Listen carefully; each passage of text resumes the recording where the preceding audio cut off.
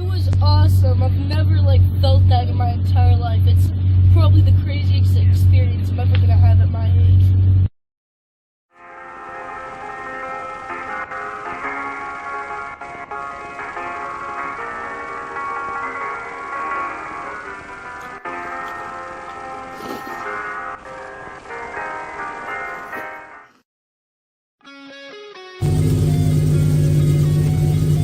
There you go. Wait for me.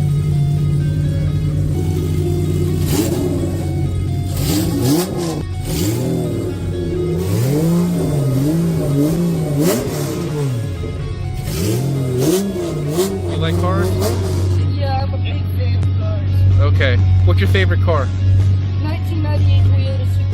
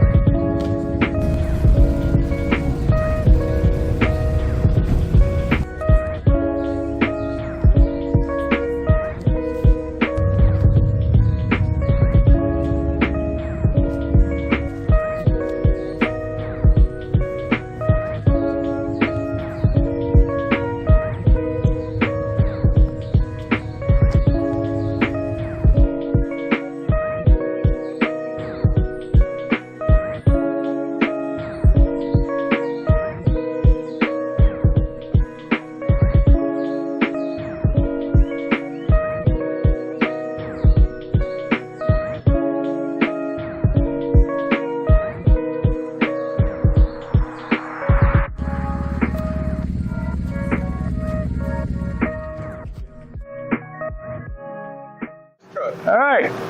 At 25 years old, I bought a new truck in Seattle, Washington.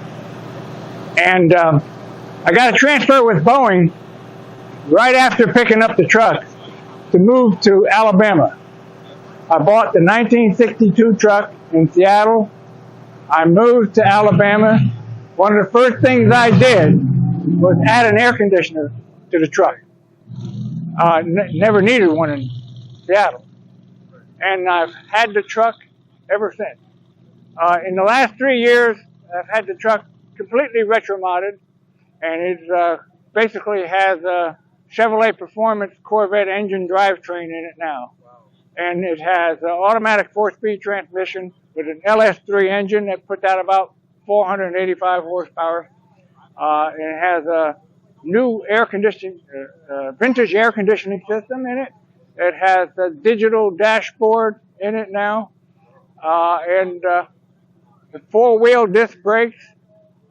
Did not have power steering, did not have power brakes when it was new, but that was some of the stuff that was added.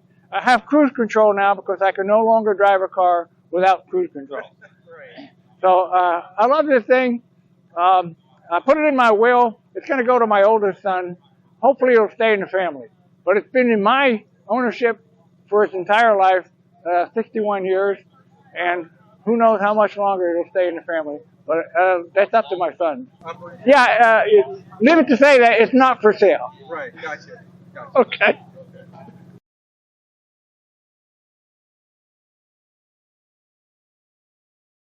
I'm Chandler. This is my 1990 964.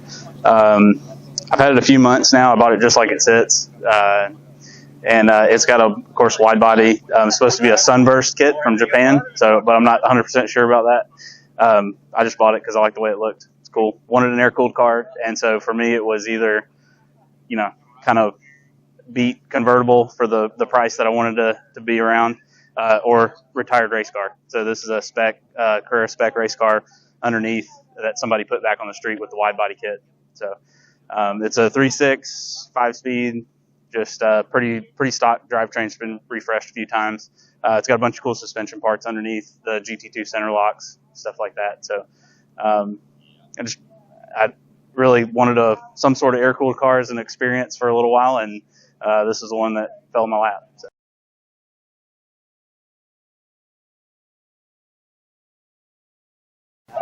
Okay, so this is a 1995 Polo 1.4 liter, 1.4L. So very base spec car. England is different from the rest of the world. If you decode the VIN on this car, it's a 1996 model, but England, the UK, registers on production date, so they actually turned it into a 95 model, so kind of weird. But anyway, I bought this car on Facebook Marketplace from a used car dealer in Tewksbury. And apparently it was owned by the grandfather of one of the kids that worked at the dealership. And the grandfather last drove this car in 2007. The last MOT on it expired in 2008. So as such, when I purchased the car, it had 9,200 miles on it. And I've had it for about a year now. It's currently got 16,000 miles on it. But it is an absolute base model car. It is the most manual car you can purchase. Has manual windows, manual steering, manual gearbox. There are no options on the car. It came with a Sony cassette player from the factory, and that's it. Everything else is cranks, or it just doesn't have. No sunroof, drum brakes in the back. But as such, the car weighs 1,970 pounds with a full tank of gas. So the GTI videos that I did, the original Mark I weighed about 1,900 pounds, so it's a little over 100 horsepower. Yep. So it's fun to drive, is that maybe, or in the spirit of the original? Or? It's fun to drive, but it does not make the horsepower of the original GTI. So like I said, it's a 1.4 liter single cam 4-cylinder. Okay. It's rated at 55 horsepower, but 75 foot-pounds of torque, because it actually comes with a cross-flow head, which the original GTI did not. Right. So I'm Garrett, and this is my 2017 Volkswagen GTI Sport. So it has the Golf R brakes from the factory, electronic differential. It had some year-specific wheels, which those are long donated somewhere else. I've owned this car since 2017. Probably in the first 6 or 7 months, I stage 1 Unitronics with a integrated engineering intake and swapped some wheels, drove it around, and then as I drove my Mark IV less and I drove this Mark VII more, I got more and more into it. Ended up pretty much putting everything from integrated engineering they sell on it, intercooler, just all the bits that they have. It's got KWV3 suspension on the vehicle. In the last year, I put the Garrett 2260S turbo on it and the matching tune from integrated engineering. It's about 400 at the wheels and just under 5 on ethanol. It's a daily driver for me. Drive it to work. It has some bumps and bruises. It's a low car, so I've scraped and popped things off, whatever. It's been hit a few times. I've always gotten it fixed. It's got about 50,000 miles on it. It's not my wife's favorite vehicle to ride in because it's a little aggressive and a little stiff, but it does a great job. It's probably one of the fastest cars I've ridden in as a daily driver type vehicle. I also have a 300 horsepower Mark IV that just has a really nicely built engine in it that I just don't drive very much because this vehicle just does everything I want. It's DSG. DSG tuning is really great. I enjoy that. It's dirty. I just wash it and drive it, but I mean, there's not a lot of vehicles I trade it for. Like if it got flipped, I'd probably just buy an RS3 and still be mad about it. But just a great vehicle to own, and a lot less of investment than buying like a new Golf R or something like that a lot of people have ended up having to do because of just requirements to how hard it is to find nice new vehicles. But a very well put together vehicle, and I'll probably drive it for another 100,000 miles easily. Well, it's a 92 850i 6-speed V12. What do you want to know about it? Well, I'm bad at. what drew you to this particular car? Honestly, well, I love BMW, and this is like the most unique one I could find.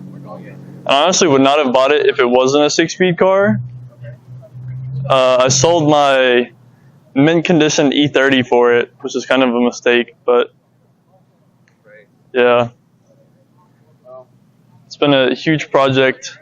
Have replaced the entire ignition system, the clutch, suspension, and it's going to the body shop tomorrow to have everything fixed. So. Nice. How much do one of these run, like price-wise? For a 6-speed, usually around 25 to 30, and then the autos, usually around like 15 to 20,000. Okay. And then also mileage plays a huge factor in it. So. Right. So, compared to your E92, you said you had? Oh no, I had an E30. Okay. But I have an F82. Oh, that's yours? Yeah. Okay. Like, there's a guy that's in Huntsville, and he has an M4, an M3, same color. It looks really similar. So I thought that might have been his. But they're all like so deep. So you had an E30? Yeah. M3 or just regular E30? No, this is a 325 ES. Okay, which is still an awesome car. Yeah. Because the M3 is gonna set you back. Mm-hmm. Like mid '90s super money. Yeah. So. Too expensive now. So do you like this one better or your E30 better?